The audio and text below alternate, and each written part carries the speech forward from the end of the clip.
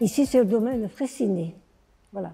Moi, j'ai pris la suite de mon père et j'ai gardé le même nom, domaine Fraissinet, tout simplement. Hein. J'ai 20 hectares en Tavel. Hein. Mes parents n'avaient pas autant de vignes que maintenant. Hein. On faisait plus de polyculture. On faisait des cocos. C'était une variété de haricots. Eh bien, le matin, les hommes allaient arracher les cocos dans les charrettes. Ils tiraient la plante. Et l'après-midi, les voisines et les dames, on était assis à l'ombre dans les remises, on triait les cocos. Alors, il y avait les bons à vendre, les secs dans une autre corbeille et les verts dans une autre. Ça, c'était Tavel avant. C'était le coco de Tavel. Hein. Il n'y avait pas autant de vignes et de vins, vous voyez. Bon, puis alors, après la guerre, la vigne a pris de l'extension. On a arraché des oliviers, on a arraché, qu'est-ce qu'on avait, les cerisiers, parce que les cerisiers à Tavel, on n'avait pas de belle qualité. Moi, enfant, j'étais le soir à la cave, mes parents pressaient, on avait les pressoirs à main, et j'étais là, je faisais la gymnastique sur la barre fixe des pressoirs, moi. J'étais avec mes parents. Hein. Moi, quand j'étais jeune, il n'y avait pas la piscine, il n'y avait pas le tennis. Hein. On partait avec nos parents le jeudi quand il n'y avait pas l'école, ben dans les vignes, hein. Les charrettes, les chevaux. Moi, j'ai connu cette période. Hein. Charrettes, chevaux. Les voitures ne sont venues qu'après la guerre en 47, 50. Hein. Jusque-là, ben, c'était le cheval. Hein.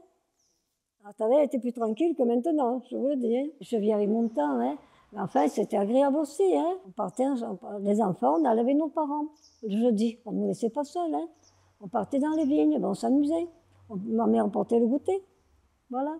Tant qu'il y a eu mon père, on a fait quand même la bouteille. Hein. Et je me suis occupée, bien avant qu'il décède, mon père, je m'occupais déjà du personnel et de tout. Hein. Ils sont rares les négociants. Hein. Ça se regroupe. Hein. Dernièrement aussi, j'avais un négociant qui était très bien, là, en allant dans le Vaucluse. Eh bien, ça a été racheté par un grand groupe, et ce groupe, il a fermé. Le dépôt local, il a fermé. Il a donc acheté que pour la concurrence, sûrement. Hein. Et oui, ce sont des grands groupes qui achètent maintenant. C'est fini. Je n'ai qu'un négociant qui vient à la cave. C'est M. Guigal d'Ampuis. Lui, c'est comme avant. Il arrive avec son fils, il vient goûter son vin, il choisit. Ça, c'est le négociant d'avant. Sinon, on ne voit plus le négociant. J'ai connu le père Guigal avec son fils, et maintenant j'ai le fils avec son fils. J'ai connu, voilà, tout ça. C'est vraiment des gens charmants, M. Guigal d'Ampuis. Chaque année, il me prend 200 hectos de vin. Je lui réserve, hein. Il veut toujours le meilleur. Il descend goûter le vin. Hein. Ah oui, c'est un peu... C'est une grande journée quand il vient. Il fait son tour, hein. Les Tavel, les côtes du Rhône. Hein. Il achète tous ses vins. Ça, on n'en voit plus. Hein. Les négociants nous envoient leur caviste. Hein. C'est fini. Hein. Il n'y a plus que M. Guigal. Hein. Ça, c'était vraiment les négociants d'avant. Avant, on n'avait que des négociants. Et quand il n'y avait pas la dégustation, il n'y avait pas d'œnologue. Jusqu'à la dégustation, il n'y avait pas d'œnologue. Et c'était les négociants qui disaient à mon père, vous savez, M. Fraissinet, il faut faire un peu comme ça, il faut faire un peu comme ça, il faut mettre ça. Mais j'ai suivi des cours, moi aussi, d'œnologie. Il y avait des stages qui étaient faits à l'époque à Nîmes, j'ai suivi un peu des cours. Hein. Voilà, oui. Pour la cave, c'est moi. Hein. Maintenant, je me fais aider pour le travail de force. Hein. Autrement, c'est pas bien les ouvriers qui en a quand même. C'est moi qui ai l'autre main là-dessus. Hein. Il y a un type de Tavel, hein. C'est un vin qui a macéré une nuit, hein. Et on le presse, et ce n'est pas un vin de saignée. Hein. C'est un vin qui a macéré et qui est pressé. Il n'y a que la fin du pressurage qu'on met à part. C'est comme ça qu'on fait le Tavel. C'est pas un rosé de saignée, c'est un rosé de presse. C'est notre particularité à Tavel, c'est notre spécialité. On est un peu à part des rosés. On est entre les rosés et les rouges. Et comme il n'y a pas de nom, on est rosé. Le Tavel a toujours été un vin soutenu.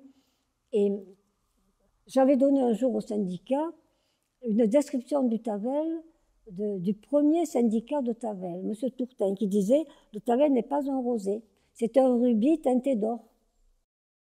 Maintenant, celui qui gagnera un peu d'argent, c'est le propriétaire qui fera son travail. Vous voyez? Je pense que c'est celui-là. Il fera son travail, il aura peut-être un ouvrier qui fera un peu le travail à bras, qu'on appelle, hein, un Marocain qui payera au SMIG, et qui fera son travail. Sinon, moi, le personnel m'importe tout. Hein. Oui, m'importe tout. Hein. Oui, à ce moment, c'est pas vieux. Hein. Ma sœur est décédée, ma sœur, ça fait 8 ans. Eh bien, avant, on avait un bénéfice énorme. Hein. À la fin de l'année, on pouvait se partager. Mais maintenant, c'est juste. Hein. Moi, pendant la crise, pendant 2 ans, j'ai alimenté mes économies pour tourner. Hein. Moi, je pense que quand même, si à Tavel, peut-être pas pour employer du personnel comme j'ai, mais pour un agriculteur, viticulteur qui fait son travail, moi, à Tavel, on peut bien vivre. Hein. Moi c'est mon idée. Hein. On peut bien vivre. Hein. On est quand même encore privilégié. Hein. Il y avait un journaliste qui disait un nom qui Tavel, un nom qui claque dans le vent. C'est joli ça.